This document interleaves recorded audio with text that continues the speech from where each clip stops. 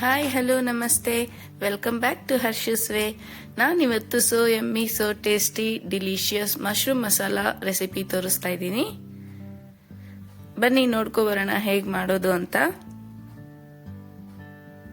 ಫಸ್ಟ್ಗೆ ಪ್ಯಾನ್ ಇಟ್ಕೊಂಡು ಪ್ಯಾನ್ ಬಿಸಿ ಆದ ನಂತರ ಅದಕ್ಕೆ ನಾನು 1 ಸ್ಪೂನ್ ಎಣ್ಣೆ ಹಾಗೆ 1 ಸ್ಪೂನ್ ತುಪ್ಪ ಹಾಕೊಂಡಿದ್ದೀನಿ. ಅದು ಕಾದ ನಂತರ ಅದಕ್ಕೆ ಸ್ವಲ್ಪ ಜೀರಿಗೆ ಹಾಗೆ 2 ಏಲಕ್ಕಿ ಹಾಗೆ 1 ಪೀಸ್ ಚಕ್ಕೆ ಹಾಕೊಂಡಿದ್ದೀನಿ ಇಲ್ಲಿ. ಅದಕ್ಕೆ ನಾನು ಇಲ್ಲಿ 2 ಮೀಡಿಯಂ ಸೈಜ್ದು ಈರುಳ್ಳಿನ ಕಟ್ ಮಾಡಿ ಹಾಕೊಂಡಿದ್ದೀನಿ. ಈರುಳ್ಳಿ ಚೆನ್ನಾಗಿ ಫ್ರೈ ಆಗಬೇಕು. ಇವಾಗ ನೀವು ನೋಡ್ತಿರ್ಬೋದು ಈರುಳ್ಳಿ ಯಾವ ಕಲರ್ ಬಂದಿದೆ ಅಂತ. ಇದು ಚೆನ್ನಾಗಿ ಫ್ರೈ ಆಗಿದೆ. ಇವಾಗ ಅದಕ್ಕೆ ನಾನು 1 ಸ್ಪೂನ್ ಅಷ್ಟು ಜಿಂಜರ್ ಗಾರ್ಲಿಕ್ ಪೇಸ್ಟ್ ನ ಸೇರಿಸ್ಕೊತಾ ಇದ್ದೀನಿ. ಜಿಂಜರ್ ಗಾರ್ಲಿಕ್ ಪೇಸ್ಟ್ ಚೆನ್ನಾಗಿ ಫ್ರೈ ಆದ ನಂತರ ಅದಕ್ಕೆ ಮಸಾಲೆ ಪುಡಿಗಳನ್ನ ಸೇರಿಸ್ಕೊತಾ ಇದ್ದೀನಿ. ಸ್ವಲ್ಪ ಅರಿಶಿನ ಪುಡಿ ಹಾಗೆ ಖಾರಕ್ಕೆ ಬೇಕಾದಷ್ಟು ಖಾರದ ಪುಡಿ ಹಾಗೆ 1 ಸ್ಪೂನ್ ಅಷ್ಟು ಧನಿಯಾ ಪುಡಿ ಸೇರಿಸ್ಕೊಂಡಿದ್ದೀನಿ. ಇವಾಗ ಇದಕ್ಕೆ ನಾನು ಸ್ವಲ್ಪ ನೀರು ಸೇರಿಸ್ಕೊಂಡು ಮಸಾಲೆನ ಚೆನ್ನಾಗಿ ಫ್ರೈ ಮಾಡ್ಕೊತಾ ಇದ್ದೀನಿ.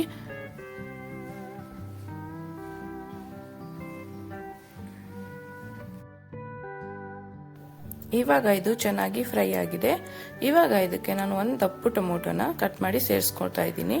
ಅದ್ರ ಜೊತೆಗೆ ನಾನು ಸ್ವಲ್ಪ ಉಪ್ಪು ಕೂಡ ಸೇರಿಸ್ಕೊಂಡು ಚೆನ್ನಾಗಿ ಫ್ರೈ ಮಾಡ್ಕೊತಾ ಇದ್ದೀನಿ. ಫ್ರೈ ಮಾಡ್ಕೊಂಡ ನಂತರ ಇದಕ್ಕೆ ಸ್ವಲ್ಪ ನೀರು ಸೇರಿಸ್ಕೊಂಡು ಚೆನ್ನಾಗಿ ಬೇಯೋದಕ್ಕೆ ಬಿಡೋಣ. ಇದು ಟೊಮೆಟೊ ಫುಲ್ ಸಾಫ್ಟ್ ಆಗಬೇಕು, ಅಲ್ಲಿ ತನಕ ಬೇಯಿಸ್ಕೊಳ್ಳೋಣ. ನಾವು ಟೊಮೆಟೊ ಜಾಸ್ತಿ ಹಾಕೊಳ್ಳೋದು ಬೇಡ, ಯಾಕಂದ್ರೆ ನಾವು ಮೊಸರು ಹಾಕೊಳ್ಳೋದ್ರಿಂದ ಟೊಮೆಟೊ ಜಾಸ್ತಿ ಹಾಕೊಂಡ್ರೆ ಹುಳಿ ಆಗ್ಬಿಡುತ್ತೆ. ಇವಾಗ ಇದು ಬೆಂದಿದೆ. ಟೊಮೆಟೊನ ನಾನು ಹಾಗೆ ಲೈಟಾಗಿ ಸ್ಮ್ಯಾಶ್ ಮಾಡ್ಕೊತಾ ಇದ್ದೀನಿ.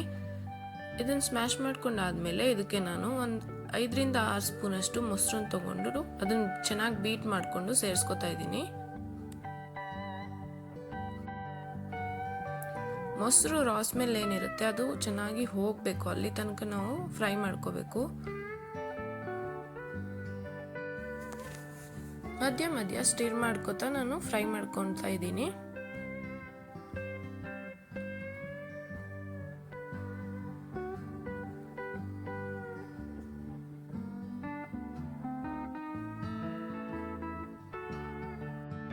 ಇವಾಗ ಇದು ಚೆನ್ನಾಗಿ ಫ್ರೈ ಆಗಿದೆ. ಇವಾಗ ಇದಕ್ಕೆ ನಾನು ರುಬ್ಬಿಟ್ಕೊಂಡಿರೋ ಗೋಡಂಬಿ ಪೇಸ್ಟ್ ನ ಸೇರಿಸ್ಕೊತಾ ಇದ್ದೀನಿ.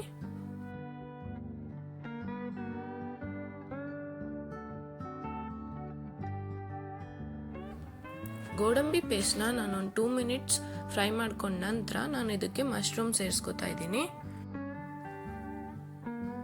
ಮಶ್ರೂಮ್ ನ ಆಡ್ ಮಾಡಾದ್ಮೇಲೆ ಅದಕ್ಕೆ ನಾನು ಸ್ವಲ್ಪ ಸಾಲ್ಟ್ ಹಾಕೊಂಡು ಚೆನ್ನಾಗಿ ಮಿಕ್ಸ್ ಮಾಡಿ ಬೇಯೋದಕ್ಕೆ ಬಿಡ್ತಾ ಇದ್ದೀನಿ. ಇದಕ್ಕೆ ನೀರು ಹಾಕೋ ಅವಶ್ಯಕತೆ ಇಲ್ಲ, ಯಾಕಂದ್ರೆ ಮಶ್ರೂಮ್ ಅಲ್ಲೇ ನೀರು ಬಿಟ್ಕೊಳ್ಳುತ್ತೆ. ಹಾಗಾಗಿ ಬೇಕು ಅಂದ್ರೆ ಆಮೇಲೆ ಆಡ್ ಮಾಡ್ಕೊಳ್ಳೋಣ. ನಾವು ಮೊದಲು ಟೊಮೆಟೊ ಕೂಡ ಸ್ವಲ್ಪ ಉಪ್ಪು ಹಾಕೊಂಡಿದ್ವಿ, ಹಾಗಾಗಿ ಇವಾಗ ನೋಡ್ಕೊಂಡು ಉಪ್ಪು ಹಾಕೋಬೇಕು.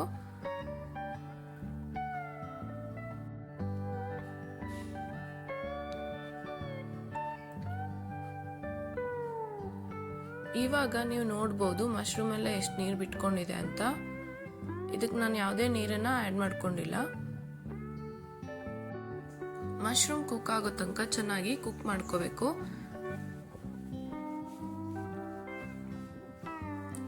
ಇವಾಗ ಇದು ಕುಕ್ ಆಗಿದೆ.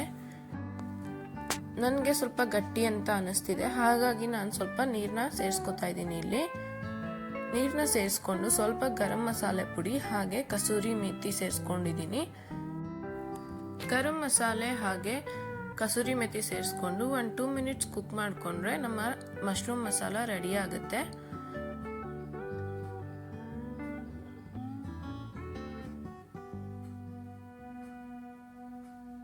ನೀವು ನೋಡ್ತಿರ್ಬೋದು ಇವಾಗ ಇದು ರೆಡಿ ಆಗಿದೆ. ನಾನು ಲಾಸ್ಟಿಗೆ ಇದಕ್ಕೆ ಕೊತ್ತಂಬರಿ ಸೊಪ್ಪು ಸೇರಿಸಿ ಸ್ಟವ್ ಆಫ್ ಮಾಡ್ತಾ ಇದ್ದೀನಿ. ಇವಾಗ ನಮ್ಮ ಮಶ್ರೂಮ್ ಮಸಾಲ ರೆಡಿ ಆಗಿದೆ. ಒಮ್ಮೆ ಟ್ರೈ ಮಾಡಿ ಹಾಗೆ ಕಮೆಂಟ್ ಬಾಕ್ಸಲ್ಲಿ ಕಮೆಂಟ್ ಮಾಡಿ ತಿಳಿಸಿ. Thanks for watching. Bye bye.